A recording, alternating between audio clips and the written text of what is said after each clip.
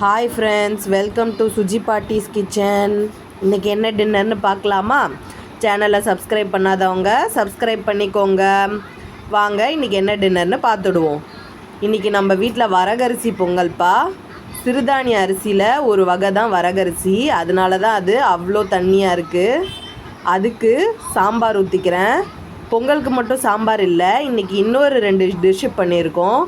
ஒன்று மினி இட்லி, ஒன்று mini dosa. Mini idli குட்டி தட்டில் எடுத்து வச்சுக்கிட்டு அதுக்கு சாம்பாரை ஊற்றிக்கலாம். சாம்பார் எல்லாத்துக்கும் ஒத்து போகும்பா, அதனால தான் சாம்பார் வச்சது. நெய் போட்டுக்கிறேன் மினி இட்லிக்கு. அதோட மினி தோசை பண்ணியிருக்கோம். நம்ம வீட்டில் குழந்தைங்க இருக்காங்க இல்லையா, அவங்களுக்காக தான் இதெல்லாம் பண்ணது ஸ்பெஷலாக.